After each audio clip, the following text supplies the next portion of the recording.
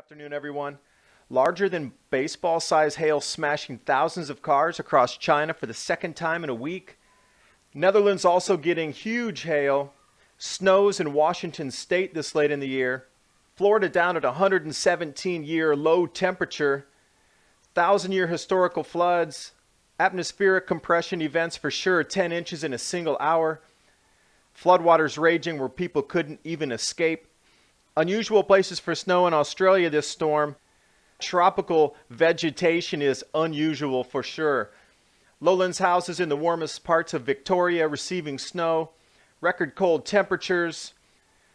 Coming over into the Sydney news, it just feels like it's cold because we had a really warm summer leading up into winter.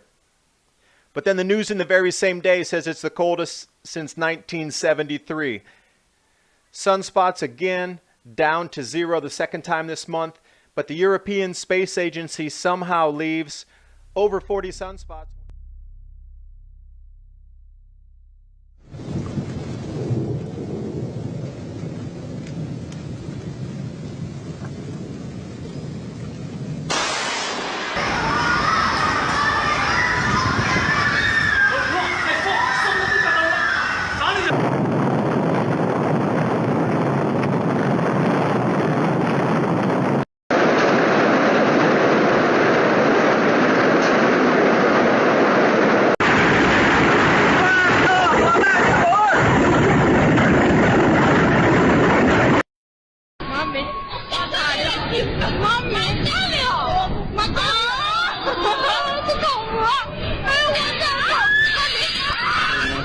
Before, but check out the Fort Lauderdale by the Sea Cam, June 26, 2016, 0700 to 0710. This took a lot of work by the subscriber because they actually had to do screenshots themselves, but here, check it out.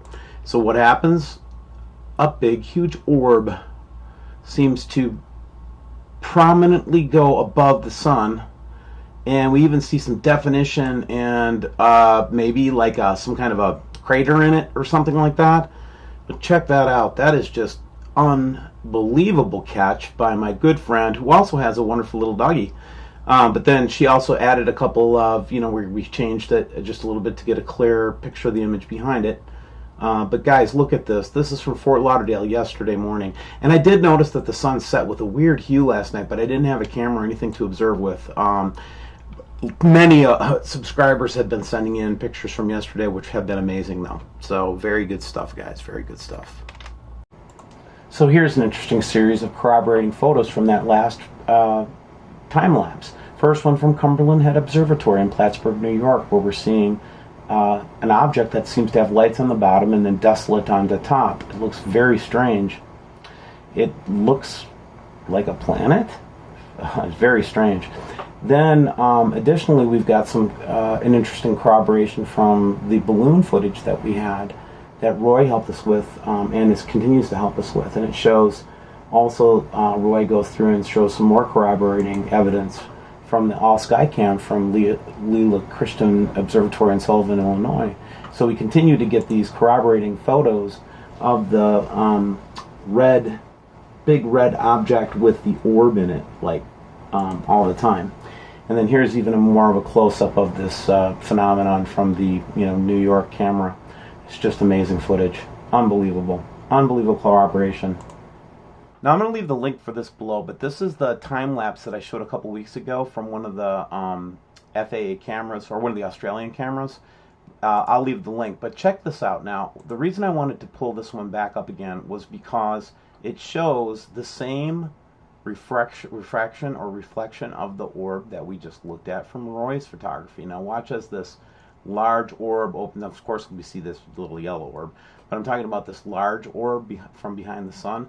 Check out the hole, the corroborating hole comes out from behind the sun in this time lapse. Again, this is something we showed before, but I just think it's an interesting corroboration. Because below the ground there's a type of dryness that is just beyond belief.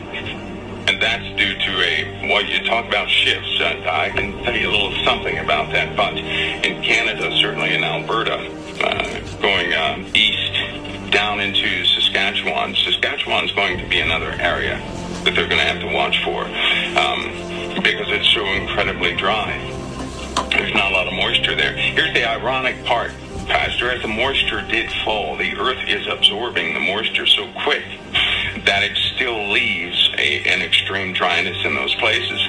Texas is going to have the exact same problem. Texas, Oklahoma, New Mexico, Colorado, and Kansas in that specific area. And then on the East Coast down to South Carolina, Georgia, Alabama, and Tennessee. Despite the rain, something is happening underneath the earth. It's drying out the soil very fast. And that's a key in understanding what's actually happening or pouring in now wait a minute. through the atmosphere to the earth. Okay, but wait a minute. All right, Texas, Oklahoma, Colorado, New Mexico, Alabama, Tennessee, and Georgia. But what's causing, and Saskatchewan, Canada, what's causing there to be a dryness below ground? Well, I mean, why? That has to do with the depth of the crust of these areas. And if people do their homework, they're going to find out something very curious. And it is this. Everybody talks about a wobble of the earth, right? That the earth is wobbling. Yes. I need to, let's just say it this way. Inside the earth, all the magma, as the rotation of the fluid inside the earth, as it rotates, is being pulled into certain directions. Okay. It's kind of like if you took a water ball. Have you ever seen a droplet of water in space? And if you make it big, it's still a sphere, but it's a distorted sphere. Yes. That same process is happening to the earth. And what's happening, Pastor Paul, is that all the constants, all the standards and the foundations of the heavens are beginning to loosen, meaning the momentums and celestial mechanics and things of that nature are beginning to alter because everything in our solar system is altering. Everything. And the earth is now, I'll give you an example. Every day or every month, let's just say every 2 weeks, you may be up 100 feet from where you were and back down to, where you were before. So the earth itself is convulsing back and forth, is convulsing. So then the altitude and everything else is being affected. Now this is tracked at very high altitudes where the compression event is taking place. And through GPS, because they're in a type of stationary orbit, they can see the fluctuations of the earth going up and down. By the way, the GPS satellites were not put there so people could find their way on earth. I know people think that, but they needed to find out what the sphere of the earth was doing. And it's like a water balloon. It really is sitting out in the middle of space. Yeah, so it's literally to convulse. So you're saying that the earth is literally not just only spinning and orbiting, but actually is moving, buckling and moving, not into the point of earthquakes, but certain. But earthquakes have got to be coming from that, right? I mean, and what's causing the earth to do that? Now that is an influence out there. Now I happen to believe we live in a binary system. Okay. Which means we have two suns. Okay. One you can see and one you do not. This other sun will have its own solar system, right?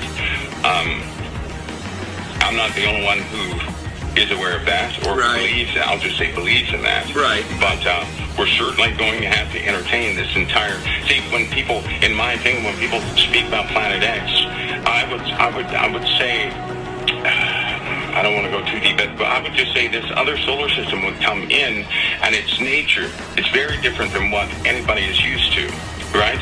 And it's going to cause, I can say this definitively, 100% people will know there is a God when that point comes. I can say that with absolute certainty. Wow. Okay. Does the second wave of energy, is it being caused? I mean, you're the guy that brought up the 5 waves of energy. You're the guy that introduced this to really the whole internet world about 3 or 4 years ago. We've had the first wave. You say the second wave is coming sometime late December. Was it maybe December 26th? I mean, is this causing everything we're seeing here? I mean, is it causing... What is it causing? Is it causing us buckling? in association, it's a force in association with it. What's causing these waves is massive. It's enormous. Met in Chicago.